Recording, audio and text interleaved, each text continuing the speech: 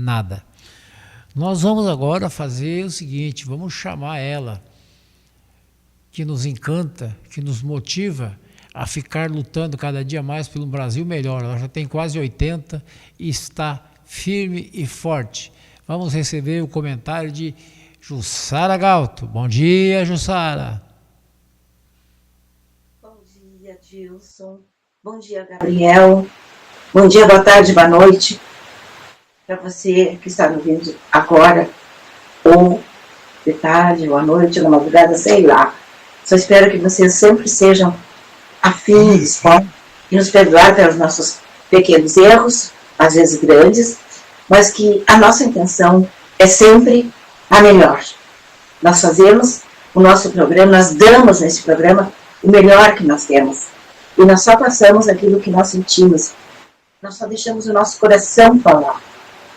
É sem raiva, sem mediocridade, sem vingança, sentimentos de vingança, nada disso.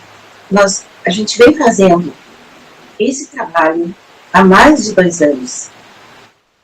E sempre colocando-nos a par da situação que nós vivemos no momento. Porque nós começamos já, lá no governo do Bolsonaro, o Brasil e todos os brasileiros começaram a mergulhar, a entrar num terreno nebuloso. Nós começamos a caminhar meio que tateando, porque não sabíamos absolutamente nada do que estava acontecendo, não entendíamos, porque ninguém que nunca aconteceu isso no seu país, principalmente as pessoas como eu, que faço política há 50 anos, e já vi muita coisa acontecer em Porto Alegre, onde eu fui vereadora, no Rio Grande do Sul, no Brasil, porque sempre é a mesma Constituição, as leis são as mesmas, e tudo sempre aconteceu, às vezes, meio trabalhante, meio errado, meio equivocado, mas nunca dessa forma que nós estamos vivendo agora. E é por isso esse meu grito de alerta. É por isso que eu peço tanto a compreensão de vocês. Eu peço que vocês ajam por si mesmos, e não no que eu estou pedindo, e não no que outros comunicadores pedem. Porque nós, quando pedimos, nós podemos estar em outra área, de futebol, de religião, de artes, de outro, qualquer tipo de arte. Mas não, a nossa arte é a política. Nós fazemos política do jeito mais correto possível. Quando eu digo nós, eu falo de todos os conservadores, eu falo de todo esse povo que é de direita, e que por conta disso segue, porque se identifica com Jair Messias Bolsonaro, nós o seguimos por isso. Não é uma paixão, não é uma idolatria pessoal, não. É uma identificação. Ele nos representa. Então nós começamos a tatear na penumbra, no começo, a gente era uma névoa. E a gente imaginava assim, não, a lei agora vai acontecer, a lei vai ser aplicada. E dia após dia, mês após mês, ano após ano, já fazem isso, já vem desde antes da facada. Desde antes da facada. Quando eles perceberam lá atrás, o povo do Foro de São Paulo, a esquerda brasileira, não comunava com a esquerda mundial, como continua até hoje, ainda hoje nós vimos os governantes do Brasil, em Paris, um lenço que representa sei lá que chama, um cachecol, que representa o Hamas, que é de esquerda. Então, ele diz na China que ele é comunista, ele se identifica com Mao Tse Tung. Lá em Paris, ele está se identificando com Hamas. Ele chama os israelenses, ele chama de bandidos, fascistas, terroristas, genocidas, porque está lutando contra um Estado fraco, defendendo ele. Como é que se diz? Sem exército, e está matando crianças e mulheres inocentes. Meu Deus, como a memória dessa gente é fraca, é seletiva. Ou é porque eles são sem vergonha mesmo? Eles não querem aceitar a verdade. Eles não sabem lidar com a verdade. Eles estão numa zona de conforto para eles, porque é só atacar, só atacar. Nós vamos fingir aqui, eu, por exemplo, cultivo, cultuo a estrela de Davi. Eles têm uma estrela, Partido das Trevas tem uma estrela. E os israelenses têm a estrela de Davi. Essa eu curto. Esse povo é um povo honesto, decente, trabalhador. Se precisar matar, mata em legítima defesa. Como em qualquer código penal do mundo é permitido. Inclusive, eu aqui fiz centenas de juros usando a legítima defesa, a ponto de que, uma vez, um colega meu, que era advogado, mas não era da área do júri, me disse: Jussara, que falta de imaginação essa tese, legítima defesa, eu não vejo. Eu disse: bom, é porque tu não te informa de todos os meus júris, mas, na verdade, eu disse para ele, na maioria das vezes, a tese é essa, porque o crime, o homicídio, acontece num momento de confrontamento. É onde um está agredindo o outro, quer agredir primeiro, quer agredir por último. Quais foram os meios que foram usados, foram adequados ou não, né? Não dá para pegar uma metralhadora contra quem está com uma vassoura na mão, se dependendo. Então, os meios também têm que ser compatíveis. E eu disse para ele, quando a situação de legítima defesa, que eu preciso argumentar muito bem, provar através dos autos muito bem, isso levava todo o tempo, meu tempo, né, para qualquer advogado, que quando eu comecei eram 3 horas que a gente tinha para falar, e depois diminuiu para 2. Mas, de qualquer maneira, a gente usava esse espaço para colocar essa tese em evidência em relação aos autos. E autos são o processo, a prova testemunhal, a prova material, enfim, os laudos. E aí, ele ficou, pois é, então o júri é uma coisa chata. Pois é. Porque eu também acho que falência, que direito de trabalho, também é muito chato. Para mim, eu tenho o maior respeito pelas áreas do direito, mas para mim, que não tinha nada, nunca quis entender, nunca estudei, e fiz faculdade apenas com um foco no tribunal do júri. Quer dizer, meu foco, desde pequena, tirar direito, por quê? Por ser uma já fã, uma adepta e uma cultuadora da justiça. E quando a gente viu a justiça começar a desaparecer sob os nossos pés, quando nós vimos a justiça, começamos a ver com os Bolsonaro a justiça pelo retrovisor, então acendeu uma luz. Tem uma coisa errada. A gente não atinava ainda. Só o Olavo de Carvalho, que ainda não tinha morrido, quando aconteceram todas essas coisas, ele já tinha aquela lucidez, aquela capacidade, tem uma coisa inata nele, né? Era um filósofo, era um sábio, isso é metodologia, ele controlava todas as áreas do conhecimento e com maestria, porque era muito inteligente. Então, ele já vinha nos alertando disso aí há muitos, há 10, 20 anos atrás. Só que a gente não atinava muito o que ele estava se referindo, porque a gente não estava sabendo. Aí veio a facada, nós ficamos sem entender como é que uma pessoa está em Minas Gerais dando uma facada num candidato à presidência da República e ao mesmo tempo estava dando entrada na Câmara Federal em Brasília. Estava lá a assinatura dele.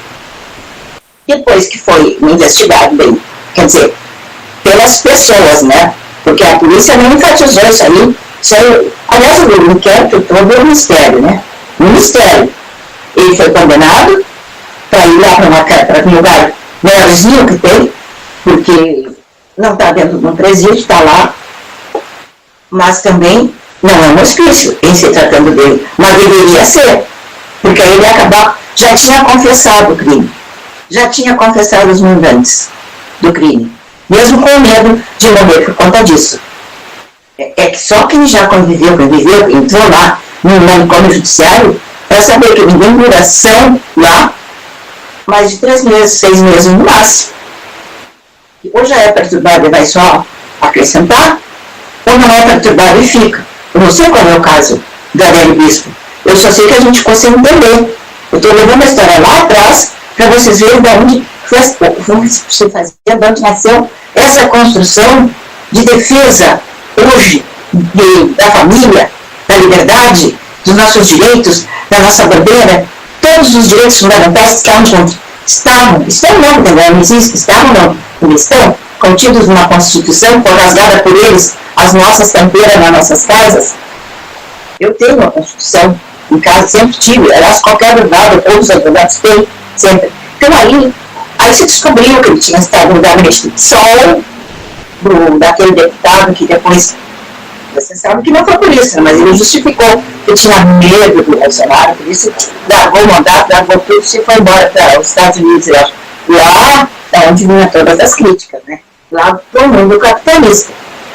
Ele não foi se esconder em Cuba, nem na Venezuela, nem no país desses comunistas. Também não foi para a China, não foi para o Coreia do Norte, foi para os Estados Unidos, foi para o mundo, para a liberdade, onde se tem direito de falar, de pensar, e poder expressar isso aí. Então a gente ficou mas como assim? Aí tá, esse mistério foi resolvido. Eles estavam, né, mancomunados com o Adélio Bispo para lhe dar um álibi. Quer dizer, uma justificativa de que ele estava em outro lugar na hora que estavam enfiando uma faca na barriga do Bolsonaro. E aí, o mistério foi crescendo, porque antes da noite já tinham chegado os advogados, eu não sei, não conheço, mas quem conhece sabe, advogados caríssimos, advogados de muito destaque, de muito nome ou renome, e chegaram lá a defender o Adélio Bispo. Um desempregado, uma pessoa que morava aqui, morava ali, lugares diferentes, em pensões, e por coincidência, na última pensão onde ele ficou, lá em Minas Gerais, onde aconteceu o crime, morreram 2 ou 3 pessoas que conviveram ali com ele um pouquinho. Isso tem cheiro, tem cara, tem fotografia, né, de queima de arquivo. E a gente continuou naquela assim. Então, a preocupação maior era a recuperação do Bolsonaro, todo mundo rezando, aquilo sem parar, e graças a Deus deu certo, foi o pessoal que já era da direita, que já eram conservadores, e os que estavam despertando para essa realidade, que é a realidade de todos nós, e eu digo isso sem medo de errar, o povo brasileiro é conservador, porque o povo brasileiro sempre tem uma fé, tem a fé em Deus, sempre tem uma religião, e gosta de família, e quer aumento de salário, quer progredir na vida, quer estudar para progredir mais, e se ele não puder fazer isso, ele vai fazer com que seus filhos participem desse crescimento intelectual, para depois ser bem qualificados profissionalmente na vida. Isso é ser capitalista, simples assim. Agora, os comunistas são falsos, são fingidos, eles pregam tudo, eles fazem tábula rasa para o povo. Então, o povo tem que ter, né, o salário mínimo, que todo mundo sabe que não serve às necessidades básicas, teria que ser, no mínimo, por baixo, triplicado, mas não é. Então, as pessoas têm que se virar com aquilo que recebem. Então, vocês vejam, aí, esses advogados, né, foram defendendo aqui, dali, e houve um julgamento meio que apressado, e ele foi para um manicômio judiciário. Não acredito que ele esteja em situação de igualdade com o pessoal do manicômio judiciário. Isso eu não acredito. Houve uma época em Porto Alegre que as presas colocaram fogo no Madre Pelletier, que é o presídio feminino em Porto Alegre, era o único no estado no começo, e elas foram transferidas, a residência delas passou a ser dentro do manicômio judiciário, na entrada, um pouco à esquerda, mas igual a gente passava desde o portão até chegar lá, passava por todos aqueles internos que não fazem mal, que não podem, não tem risco de fugir, não tem porquê, ficam por ali, batendo, enchendo garrafa, desvaziando garrafa, coisas assim, vinham falar com a gente às vezes, mas não eram pessoas malvadas, não eram. Então, estavam ali soltos, né, porque podiam. Mas, lá, adentrando com mais profundidade, meu Deus, era assim, gente, é terrificante a situação. O jeito que as pessoas agem, os gritos, as deformidades, o horror. É um inferno na vida. Então, qualquer um enlouquece lá. Mas, olha, ou ele é um louco manso, um louco completamente indiferente, ou ele não está passando por esses horrores, porque senão já seria um louco. Já teria enlouquecido.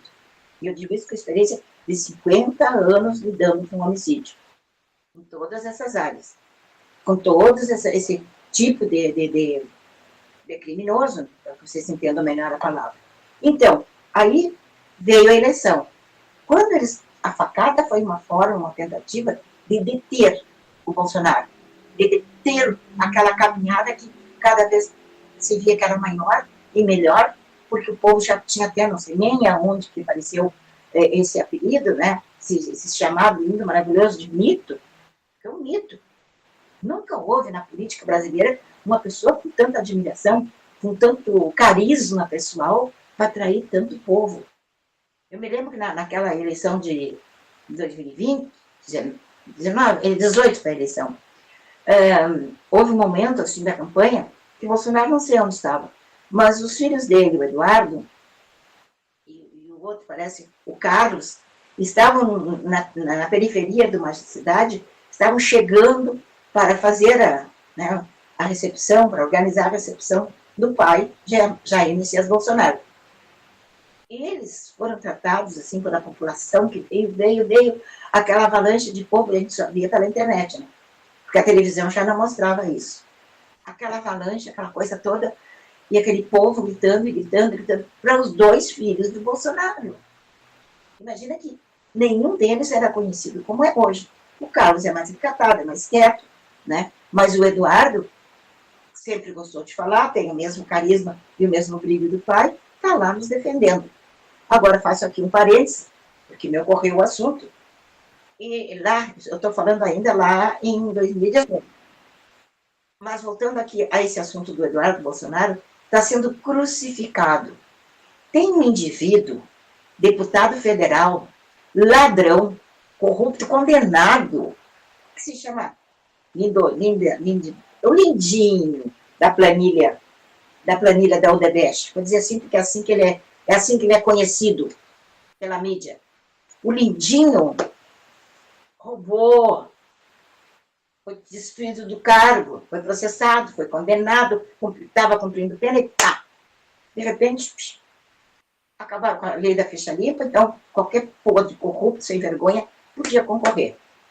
Antes só podia ter todas essas qualificadoras negativas, mas só podia concorrer se ninguém soubesse disso. Mas esse aí era público notório, foi divulgado por toda a imprensa. Então, esse bandido, Lindberto, gente, quando eu não gosto das pessoas, eu não consigo gravar o nome. Ele, que hoje vive né, com a coxa, uma que agora é ministra, nem sei do que, ela tinha dois apelidos, coxa, não sei porquê, e também amante, também não sei porquê. Mas esses eram os apelidos pelos quais ela e o Lindinho eram conhecidos nas planilhas de pagamento de propina da Odebrecht, lembram, né? Mensalão, depois o mensalão antes. Isso aí já lá na Lava Jato. Então, ele está sendo crucificado. Tem um processo que esse bandido provocou contra o Eduardo. Imediatamente foi aceito pelo lugar mais incompetente dos nossos códigos, da nossa Constituição, Supremo Tribunal Federal. Não podia ser, mas foi. Eu acho que esse até pode, porque ele tem mandato. Mas não podia ter mandato, porque é ladrão, porque estava cumprindo pena. Ele é igual ao presidente, ou ex-governante, como eu prefiro dizer. Então, agora, eu vou contar só dentro disso aí, como ontem eu fiz assim, ó, a audição antes não estava muito boa, mas eu fiz um levantamento assim, de todos os conflitos que existem quando a pessoa da direita faz uma coisa e a pessoa da esquerda faz a mesma coisa, muito mais agravada. Aqui para a esquerda, aliás, aqui para a esquerda não acontece nada, nem processo, nem cadeia, nem inquérito, não, nada. Se for da direita, 14 anos, mesmo que não tenha feito nada também, mesmo que tenha usado um batom para pintar uma estátua, num país onde tem as suas cidades, como Porto Alegre, que eu amo de paixão. Porto Alegre é pichada do piso, assim, do chão, até os telhados. Umas pichações horrorosas, monstruosas. Estão lá, ninguém faz nada. Todo mundo pega o menor que está ali fazendo aquilo, então, já vem o conselho tutelar, chama os pais e repreende, tá, mas a cidade está coberta de pichações. Isso só para dar um exemplo de Porto Alegre, porque todo o Brasil está assim, em todas as grandes cidades. Algumas, graças a Deus, Não, as de Santa Catarina, isso aí é quase impossível da gente ver. Mas lá existe ordem. Lá 85% do povo é de direita, são conservadores, são trabalhadores, é o estado mais rico proporcionalmente do país hoje em dia. Pagam melhor, o maior salário mínimo do país. Bom, mas voltando a moça do batom. Essa aí, 14 anos. A mulher do Cabral, que estava cumprindo 98 anos de pena, ele cumprindo 400, ele está soltíssimo. Olha, a via ilegal, suja e irresponsável que eles usaram, nem interessa saber, mas usaram tanto que está livre. E ela, quando ele ainda estava preso, porque ela tinha 2 filhos adolescentes, tinha que ficar com os filhos. Eu acho certo, ele tem que ficar. Mas por que os filhos da Débora e das outras que estão presas não têm? Esse não é um privilégio, é um direito. Por que o pessoal da direita não tem esse direito? Por que a esquerda, né, nada de braçadas no que é torto, no que é errado, no que está fora da lei, fora dos códigos e fora da Constituição? É contra isso que nós lutamos. É isso que nós queremos mudar. Nós não queremos assim, ó, poder pelo poder. Não vem eleição, que sejam limpas. Porque se a gente perder é uma das faces da eleição. Tem 2 faces. É uma moeda de 2 faces. O perde ou ganha. Perder é normal tanto quanto ganhar. Não tem que ganhar, tem que perder. Vocês entendam isso? Não é pessoal. Não, é fazer o cumprimento da lei. Se nós temos uma lei eleitoral que nos servia até então, mas que não serve mais, isso está errado. Esse status que a gente tem que alterar. O status quo é termos direito a direito. Entendeu? Direito ao direito. Direito ao cumprimento das leis. Qualquer lei, qualquer código e, maiormente, a Constituição, que é a lei máter. É a mãe de todas as leis. E o que está escrito ali tem que ser cumprido. Só que, não sei se essa criatura do mal que está lá que está no Supremo Tribunal Federal, essa criatura, que nunca foi juiz na vida, e o grande galardão dele é ter sido advogado do PCC, que até há um entendimento geral de que eles praticam, é uma organização terrorista, mas como ele está por trás de todo o comando, de todo aquilo que tem, a gente não vê, que se chama sistema, ou deep state, como chamam nos Estados Unidos. É aquela coisa que a gente sabe que existe, mas ninguém sabe a forma, nem como é que ela atua, nem quem é que opera. Mas existe. Esse sistema hoje, ele é descaradamente desfavorável à decência, à dignidade. E a maior prova, eu disse ontem, a maior prova é que agora tem milhares de homens e mulheres envolvidos em corrupção só para abordar essa questão. Na questão do INSS, do roubo aos velhinhos, do roubo aos aposentados, como eu, pessoas que já trabalharam, já deram tudo que podiam pelo seu país. Uns agora querem descansar, outros são malucos que nem eu, que não quero descansar enquanto a gente não voltar à legalidade, à moralidade no nosso país. Então, aí, por que algumas pessoas ainda ficam meio assim entender? Tá, mas ele está lá fora xingando o Brasil, o Eduardo, né? Por isso está sendo processado. Outros, coitadinho, né? Está fazendo um debate. Não é coitadinho, ele é um herói. Ele está fazendo o que muitos outros já tinham que ter feito aqui dentro do país. O Congresso tinha que ter se manifestado sempre, nunca se manifestou. Quando se manifestou, os conservadores perderam. Por quê? Porque o pessoal da esquerda, o pessoal do PT, o pessoal do PSOL, o pessoal do PDT e de outros partidecos assim menores, que também são de esquerda, que são movidos a grana, são movidos a suborno. E agora descobriram quem são os deputados que levavam vantagem na questão dos velhinhos. Já está circulando na internet, procurem se informar, já está circulando a lista dos deputados e senadores envolvidos por trás disso aí. E todos são de esquerda. Tudo é Partido do Mal, é PSOL, é PDT e outros, como disse agora. Simples assim. Então, por isso é que nós queremos um retorno aos trilhos, para que todo mundo volte a trabalhar, volte a receber a sua aposentadoria, para que tenha chances de melhorar os seus salários. Vocês foram governados 4 homens por um homem decente que nunca roubou e nunca deixou roubar. E o que aconteceu? O país foi para frente. As estatais todas saíram do vermelho. Hoje voltou tudo para o buraco de novo, para o vermelho. Porque quem está governando o país, está desgovernando o país, é um homem de esquerda, é um comunista que bate no peito e já disse lá atrás, sou comunista graças a Deus. A gente sabe que o comunista não acredita em Deus. Então é mais uma mentira que esse cara contou para o seu povo. Só conta mentira, né? É uma coisa impressionante.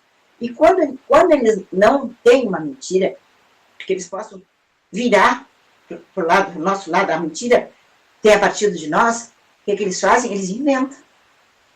Para nós, tudo é fake news. Eu tenho umas amigas que já cansei, já nem falo mais nesse tipo de assunto, porque eu sei que vai vir aquela lenga-lenga. Jussara, isso é fake news. Isso é fake, Jussara. Como é que tu acredita, Jussara? Então, agora, para encerrar, o Bolsonaro está lá, o Eduardo Bolsonaro, nos defendendo, mostrando para o mundo. E agora, o que nós estamos passando? Foi a Carla Zambelli, a Fujona, fugiu, é foragida. Não, ela era uma cidadã que estava sendo julgada, mas não estava impedida de sair do país. Se ela não estava impedida de sair do país, ela não fugiu. Ela saiu, como eu posso sair, e outros tantos. E daqui para frente, se Deus quiser, nem os ministros poderão sair. Para não ir, porque não podemos comprar passagem. Porque vocês não confundam, hein? A lei Magnificat, que atinge as finanças, atinge a economia do CPF, vamos falar assim, CPF, não é contra o país, não é. É contra aquela pessoa. Aquela pessoa fica impedida de movimentar o seu dinheiro, não vai ter cartão de crédito, falando de cheque, já nem existe mais mesmo. Então, isso aí é uma coisa. Então, entendam bem, uma coisa é uma coisa. É atingir o bolso, atingir aquilo que mais tem valor para a maioria das pessoas, não é? Que são os bens materiais. Porque essas pessoas violaram leis de outro país. Que é o caso que aconteceu aqui. O presidente do Supremo, o que ele fez? Puniu 2 empresas estrangeiras com quantias assim, escorchantes. A multa foi escorchante. E que, por acaso, uma dessas empresas é do homem mais rico do mundo e por acaso, a outra empresa é do homem mais poderoso do mundo. Olha, esses caras são destemidos. Vamos combinar. Eu quero que eles vivam até 150 anos, inclusive o presidente, para pagarem por tudo que eles fizeram. Então, aí eles estão dizendo, tirando, né?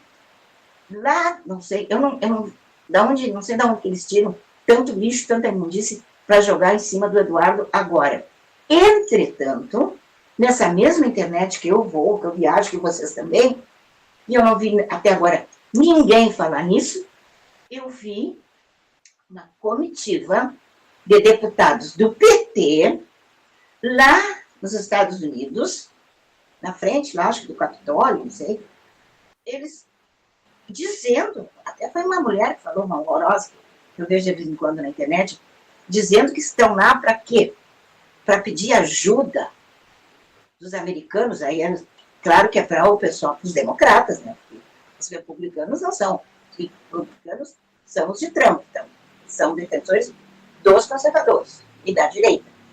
Então ela disse assim, ó, com maior naturalidade, nós estamos aqui para pedir ajuda, para pedir reforço, para que a gente possa enfrentar a situação que nós encontramos lá no Brasil, de ter um brasileiro aqui nos Estados Unidos falando mal do país.